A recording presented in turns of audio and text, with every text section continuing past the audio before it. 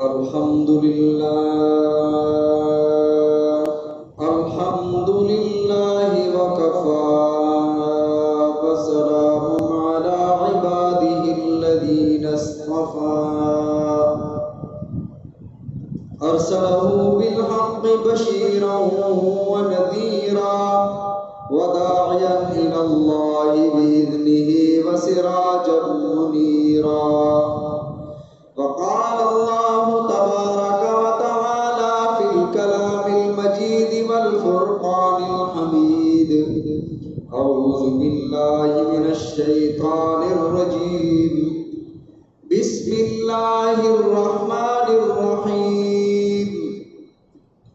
قل يا عبادي الذين أسرفوا على أنفسهم لا تقنطوا من رحمة الله إن الله يغفر الذنوب جميعا إنه هو الغفور الرحيم.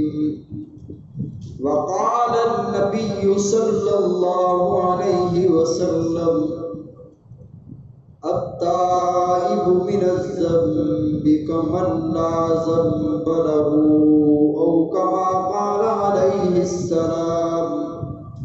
صدق الله وصدق رسوله النبي الكريم ونحن على ذلك لمن الشاهدين والشاكرين والحمد لله رب العالمين. اللهم صل على محمد وعلى آل محمد كما صليت على إبراهيم وعلى آل إبراهيم إنك حميد مجيد. اللهم بارك على محمد وعلى آل محمد كما باركت على إبراهيم وعلى آل إبراهيم إنك حميد مجيد. محترم حاضرین کرام، قرآن مقدس فرقان حمید سے آیت مبارکہ اور ایک حدیث مبارکہ تلاوت کی. دعا ہے کہ رب العزت مجھے اس مختصر وقت میں صحیح بیان کرنے کی اور اس پر ہم سب کو عمل کرنے کی توفیق عطا فرمائے. آمین ثم آمین. اللہ رب العزت نے حضرت آدم علیہ السلام کو تخلیق فرما کر جنت میں بھیج دیا. فرمایا کہ وَلَا تَقْرَبَا هَٰذِهِ الشَّجَرَةَ، اس درخت کے قریب نہیں جانا. اگر تم گئے اور اس درخت سے کھا لیا فَتَكُونَا مِنَ الظَّالِمِينَ، تو تم سے بڑا ظلم کرنے والا کوئی نہیں ہوگا. شیطان نے وسوسہ ڈالا. حضرت آدم اور حضرت حوا نے وہ پھل کھا لیا. اب اللہ رب العزت نے حضرت آدم و حوا کو دنیا پر بھیج دیا، زمین پر اتار دیا. فیصلے تو پہلے سے ہو چکے تھے. انی جاعل فی الارض خلیفہ، زمین پر ایک خلیفہ بھیجنے والا ہوں. زمین پر تو پہلے سے آنا طے شدہ تھا. حضرت آدم علیہ السلام زمین پر تشریف لائے. دل میں ایک درد تھا کہ یار اللہ کی بات جو اللہ نے فرمایا کہ درخت کے قریب نہ جانا، وہ تو فعل صادر ہو گیا. اب کیا کریں؟ تو اللہ رب العزت نے حضرت آدم علیہ السلام کو کلمات سکھائے کہ یہ کلمات پڑھو، جو پچھلا ہوا، جو بھول ہوئی اس بھول کا ازالہ ہو جائے گا. تو حضرت آدم علیہ السلام اور حضرت حوا نے یہ کلمات ربنا ظلمنا انفسنا وان لم تغفر لنا وترحمنا لنكونن من الخاسرین، اے ہمارے رب، ہم نے اپنے آپ پر تیری بات نہ مان کر بڑا ظلم کیا. وان لم تغفر لنا، اگر تو نے ہمیں معاف نہ کیا، اگر تو نے ہمیں معافی نہ دی، وترحمنا، ہم پر رحم نہ کیا، لنکونن من الخاسرین، تو ہم سے بڑا نقصان اٹھانے والا کوئی نہیں. اللہ رب العزت نے ایک اصول ارشاد فرما دیا: اے امت محمد صلی اللہ علیہ وسلم کے نوجوانوں، اے امتیوں، اگر تم سے کبھی کوئی گناہ ہو جائے، اگر تم سے کوئی غلطی ہو جائے پھر گھبرانا نہیں ہے، پھر مایوس نہیں ہونا، یہ نہیں سمجھنا کہ ہم سے گناہ ہو گیا اب تو ہم دوزخی ہو گئے ہیں۔ کئی لوگوں سے میں نے خود سنا، یار ہم تو ویسے ہی دوزخی ہیں، ہم تو ویسے ہی دوزخ میں جائیں گے، ہم جو بھی کر لیں۔ یہ مایوسی کی باتیں ہیں۔ اور اللہ رب العزت نے ارشاد فرمایا انہ لا ییأس من روح اللہ الا القوم الکافرون۔ کافر قوم اللہ کی رحمت سے مایوس ہوتی ہے، مسلمان اللہ کی رحمت سے مایوس نہیں ہوتا۔ اللہ نے فرمایا اے انسان اگر تم سے کوئی گناہ ہو گیا ہے اللہ کی رحمت سے مایوس نہ ہونا۔ اس لیے نبی علیہ الصلوۃ والسلام کے واسطے سے اپنے بندوں کو اللہ نے فرمایا قل، اے میرے محبوب صلی اللہ علیہ وسلم آپ انہیں فرما دیں یا عبادی الذین اسرفوا علی انفسہم لا تقنطوا من رحمت اللہ۔ اے بندے اگر گناہ کرتے کرتے تیری داڑھی سفید ہو گئی، تیرے بال سفید ہو گئے، بڑھاپا آ گیا، لا تقنطوا من رحمت اللہ، اللہ کی رحمت سے مایوس نہ ہو۔ ان اللہ یغفر الذنوب جميعا، بے شک اللہ تمہارے سارے گناہوں کو معاف کرنے پر قادر ہے۔ لو اخطأتم، نبی علیہ الصلوۃ والسلام نے ارشاد فرمایا اللہ فرماتے ہیں کہ زمین سے آسمان تک تمہارے گناہ بھر جائیں، سچے دل سے توبہ کر لو، اللہ تمہارے سارے گناہوں کو دھو ڈالیں گے۔ فرمایا نبی عبادی انی انا الغفور الرحیم، اے میرے محبوب صلی اللہ علیہ وسلم میرے بندوں کو خبر دے دیجئے کتنے بڑے گناہگار کیوں نہ ہوں، کتنے بڑے مجرم کیوں نہ ہوں، سچے دل سے سر جھکا کر میری بارگاہ میں حاضر ہو جائیں۔ میری رحمت کا سمندر اس قدر وسیع ہے کہ اس کے سارے گناہوں کو دھو ڈالے گا، سارے گناہ معاف فرما دیں گے۔ نبی علیہ الصلوۃ والسلام نے ارشاد فرمایا توبہ سارے گناہوں کو مٹا دیتی ہے۔ التائب من الذنب کمن لا ذنب لہ، توبہ کرنے والا ایسا ہے جیسے اس نے کبھی گناہ کیا ہی نہیں ہے۔ نبی علیہ الصلوۃ والسلام نے صحابہ کرام رضوان اللہ علیہم اجمعین کو بنی اسرائیل کے ایک نوجوان کفر کا واقعہ سنایا۔ صحاح ستہ کی معتبر ترین کتاب سنن ترمذی میں یہ روایت موجود ہے۔ نبی علیہ الصلوۃ والسلام نے ارشاد فرمایا بنی اسرائیل میں ایک نوجوان ہے، کفر نام ہے، کائنات کا برا انسان ہے، مالدار ہے، پیسہ اور دولت اس کے پاس ہے، ہر رات نئی لڑکی اس کے بستر پر آتی ہے۔ ایک رات وہ کسی لڑکی کو 60 دینار دے کر، اس دور کے 60 دینار آج کے لاکھوں روپے بنتے ہیں، وہ دے کر اس لڑکی کو لے آیا۔ جیسے ہی اس نے دروازہ کھولا لڑکی کہتی ہے اتقوا اللہ یا کفل، کفل اللہ سے ڈر۔ کفل کہتا ہے رو کیوں نہیں رہی ہے، رو کیوں رہی ہے، میں تمہیں زبردستی تو نہیں لایا، میں نے تم سے کے ساتھ زبردستی تو نہیں کی۔ لڑکی کہتی ہے تو نے زبردستی نہیں کی، مجھے میرے فقر نے، مجھے میری غربت نے یہاں لا دیا ہے، میں اس لیے آ گئی ہوں کہ میں غربت میں پسی ہوئی ہوں۔ کفر اللہ سے ڈر، اللہ تجھے جزا عطا فرمائے گا۔ آج تک میں نے بدکاری نہیں کی، آج تک میں نے اللہ کی نافرمانی نہیں کی، اللہ تجھے بھی دیکھ رہا ہے، اللہ مجھے بھی دیکھ رہا ہے۔ کفر رک گیا، کفر کہتا ہے میری بہن پیسے بھی تیرے، دولت بھی تیری، لے کر چلی جا، بس میرے لیے دعا کرنا میرا مولا مجھے معاف کر دے۔ رات ہوئی، کفر کو موت آ گئی، کفر کو نہیں پتا تھا کہ رات میری ہے، آج کی رات موت کی رات ہے۔ کفر کو موت آئی، کفر ایسا انسان تھا کسی نے اس کے جنازے میں شریک نہیں ہونا تھا، کسی نے اس کے جنازے کو کندھا نہیں دینا تھا، کسی نے اس کے غسل کفن دفن کا انتظام نہیں کرنا تھا۔ کفر کو موت آ گئی، صبح کیا دیکھتے ہیں کہ دروازے پر سنہری حروف سے لکھا ہوا ہے ان اللہ قد غفر لکفل، اللہ نے کفر کی مغفرت فرما دی ہے۔ یہ اللہ نے لکھوایا کیوں؟ تاکہ لوگوں کو پتہ چل جائے کہ جنازے میں شریک ہونا ہے۔ اللہ نے کفر کی توبہ کو قبول کر لیا۔ نبی علیہ الصلوۃ والسلام نے ارشاد فرمایا ایک بنی اسرائیل کا نوجوان، اس نے 99 قتل کیے ہوئے ہیں، ایک اللہ والے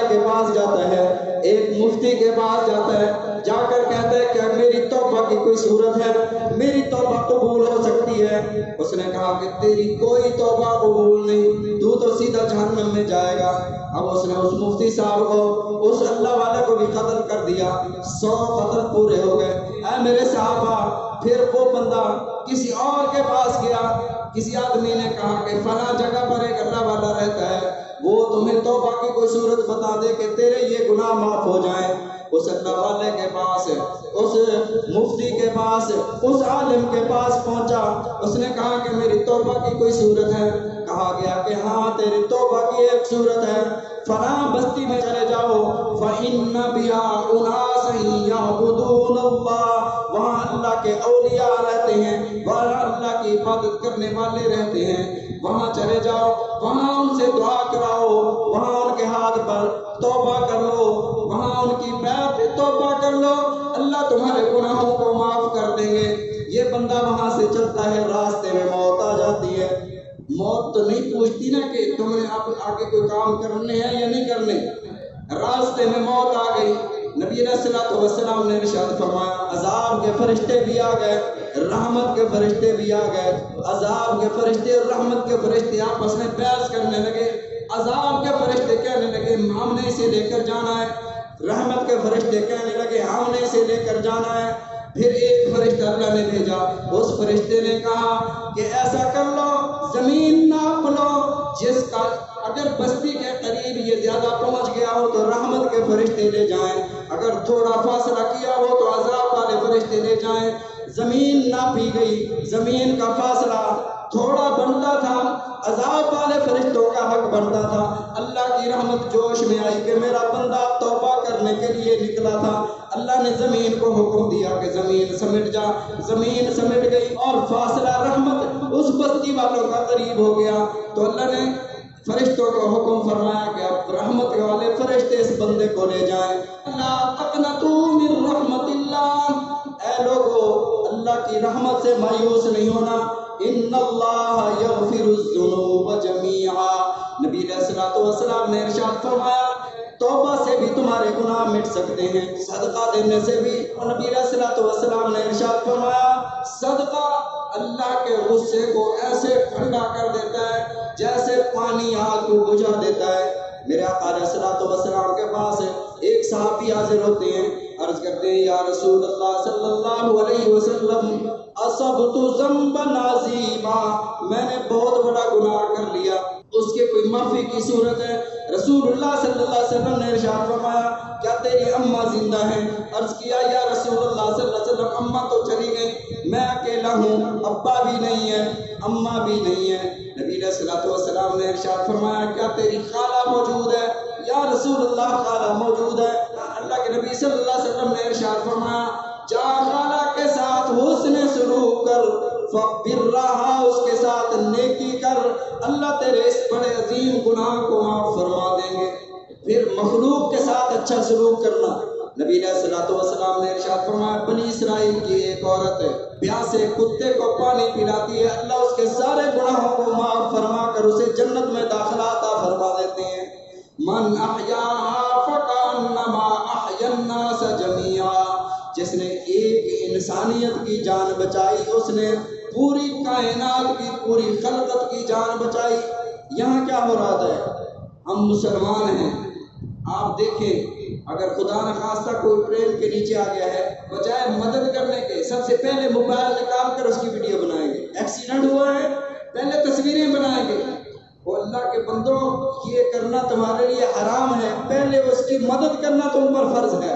نبی علیہ الصلوۃ والسلام نے ارشاد فرمایا اگر کوئی بندہ پانی میں ڈوب رہا ہے، کنویں میں گر رہا ہے، کسی مصیبت میں جا رہا ہے اور ایک بندہ اسے بچانے کے لیے دوڑا ہے، بچا پایا یا نہیں بچا پایا یہ اگلی بات ہے، اس کو بچانے کا جذبہ اس کے دل میں پیدا ہوا تو اللہ اس جذبے کے بدلے میں قیامت کے دن اس کو ایک نور عطا فرمائیں گے۔ وہ نور پل صراط پر گزرنے کے لیے اس کے آگے آگے دوڑ رہا ہوگا۔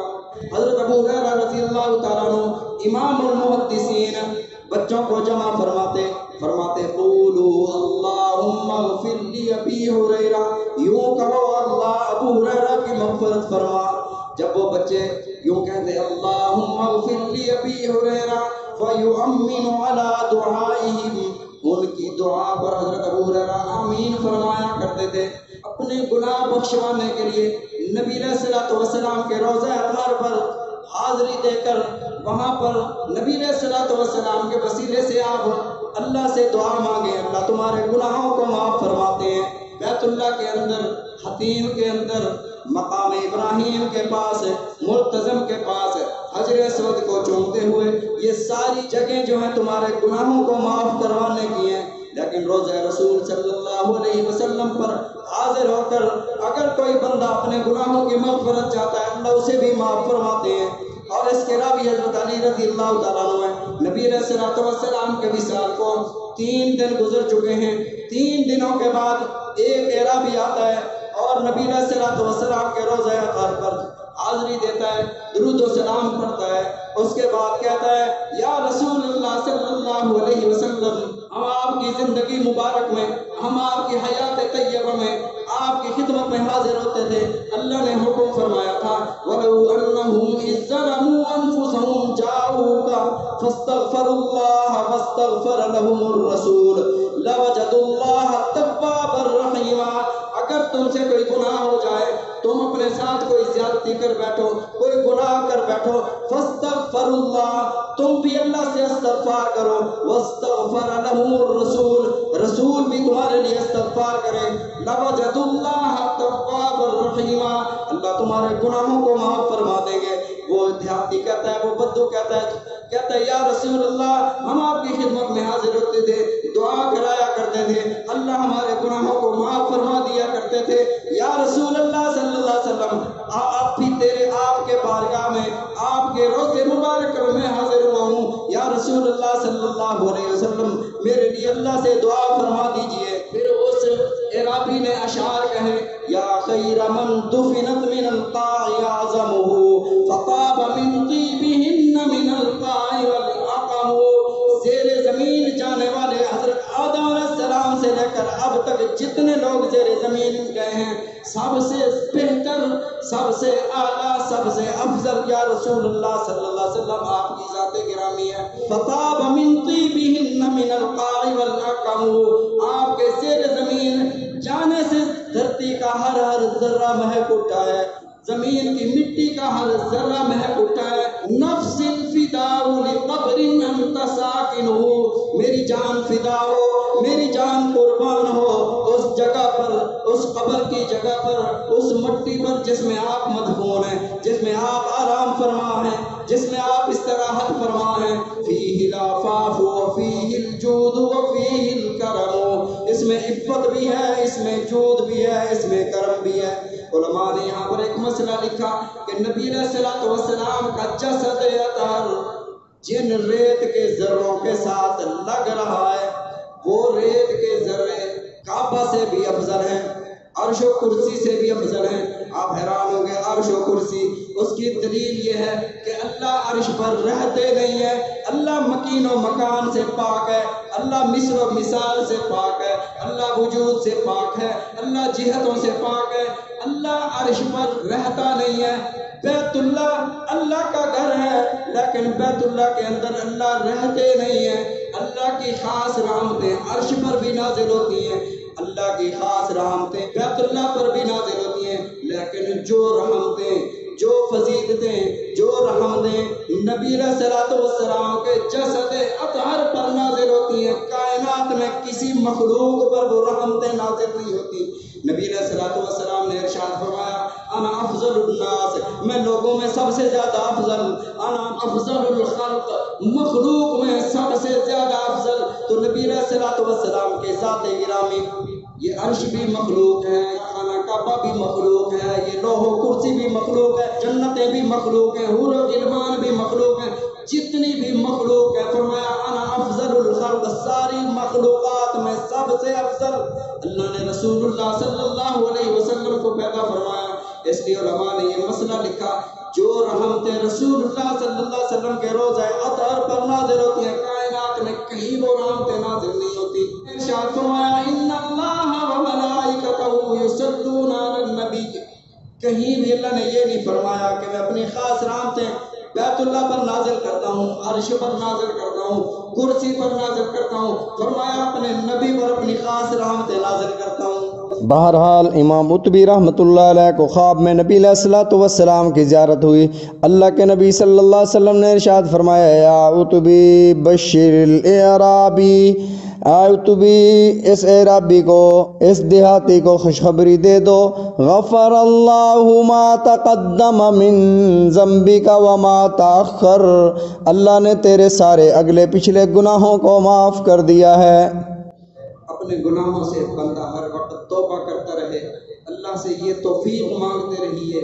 موت زندگی کا کوئی پتہ نہیں ہے، موت ایسی حقیقت ہے انسان کو نہیں پتہ ہوتا۔